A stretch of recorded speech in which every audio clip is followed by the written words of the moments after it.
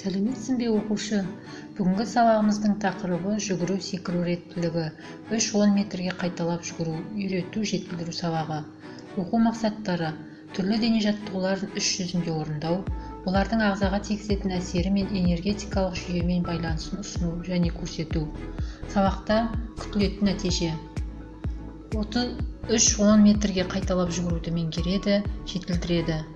Денсаулықты нығайтуға бағытталған арнайы спорттық техника қауіпсіздігін, нормалары мен ережелерін түсінеді. Жалпы дамыту жаттығуларының ағзаға тигізер әсерін түсінеді. Әдеттегідей сабағымызды бастамас бұрын қазақты жаһанға танытқан желаяқ Осман Қосанов туралы мәліметті бірге қарастырып өтейік. 1935 жылы 25 мамырда Шығыс Қазақстан облысы Бесқарағай ауданының Низатулла ауылында дүниеге келген. Сол ауылдағы Абай атындағы 7 жылдық мектепті тәмамдаған. Ауылдың шаңдақ жолын бұрқырата жүгірген қараторы бала жастайынан желаяқ атаныпты. Арада жылдар өтеді. Осман әскер қатарына шақырылып, алыстағы Молдавия жеріне азаматтық борышын өтейді. Оның саңлақ нағыз спортшы ретінде танылған кезі осы кез еді. Олимпиада медалін тұңғыш иеленген қазақ. 1965 жылы Қазақ мемлекеттік дене тәрбиесі институтын бітірді. Жеңіл атлетикадан КСРО-ның еңбек сіңірген спорт шебері. 400 метрлік эстафеташылар жарысында Рим Олимпиялық ойындарының күміс жүлдегері. КСРО чемпионатының 400 метрлік эстафеташылар арасының жеңімпазы. 100 метрге жүгіруден КСРО чемпионатының күміс жүлдегері. КСРО ақш спортшылары матчындағы 4x100 метрлік эстафеташылар жарысында жеңімпазы. 1967 жылдан жаттықтырушылық қызметпен айналысып, 1968 жылы Қазақстанның еңбек сіңірген бапкері атағына ие болды. Еңбек қызыл ту орденімен, медальдармен марапатталған. Қосанов құрметіне арналған жеңіл атлетикадан Қосанов мемориалы атты халықаралық жарыс 1991 жылдан бастап өткізіліп келеді. Қазақтың тұңғыш олимпиада жүлдегері Осман Қосанов 1993 жылы 17 маусымда Алматы қаласында қайтыс болды. Алдағы күшке денемізді дайындау үшін жалпы дамыту жаттығуларын жасап алайық.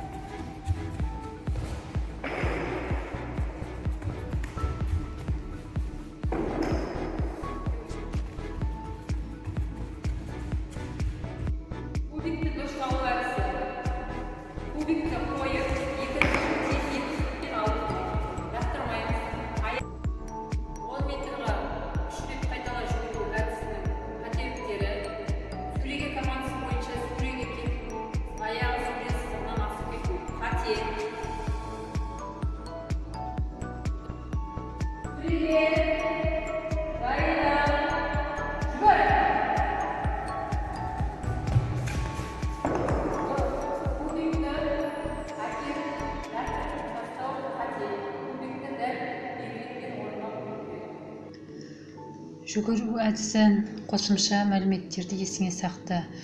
Сөреге тұру қалпы. Мұғалім сөреге пәрмен берген кезде сөреге келіп тұрады.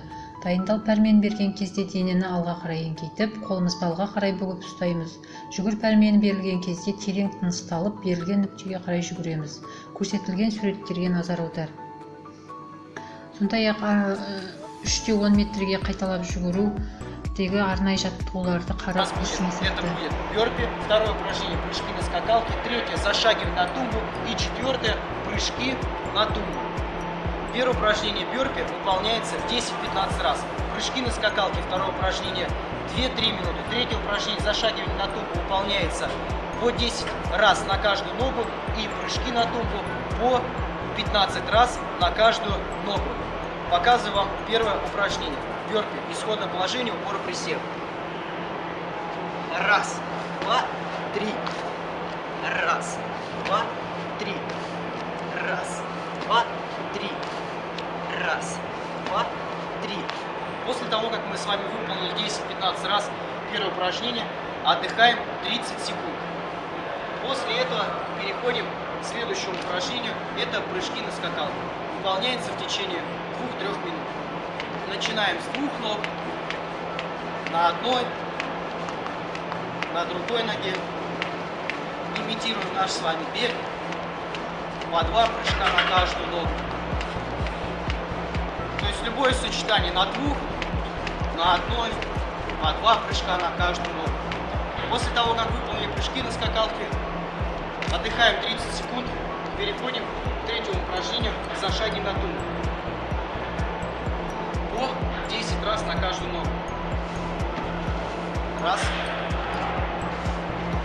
два, три,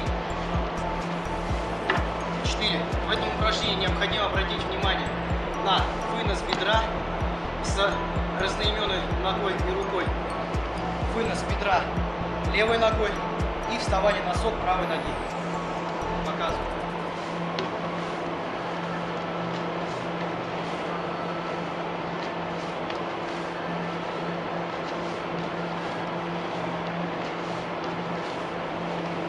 После этого упражнения отдыхаем 30 секунд и прыжки на тумбу, которая пониже, по 15 раз на каждую ногу. И в конце можно сделать 15 раз на 2 ноги. На левую. Стараемся максимально быстро отпрыгнуть от пола. На тумбе можно немного передыхать. Левой ногой, правой ногой. Не забываем про движение рук. И после этого на 2 ноги. Жүгіру көрсеткішінде есіңе сақтап ал.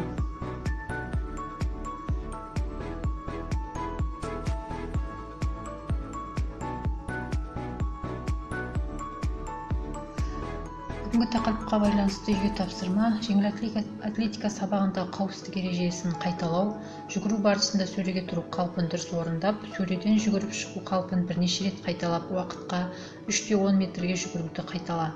Жалпы дамыту жаттығуларын жасап, тақырыпқа байланысты жаттығуларды қайтала. Орындалған жұмыстарды WhatsApp желісі арқылы ұялы телефонға жіберуді ұмытпа. Салауатты өмір, нұрлы болашақ деп салауатты өмір салтын қалыптастырып, үнемі спортпен айналысып жүр. Сабақ аяқталды, сау болыңыз.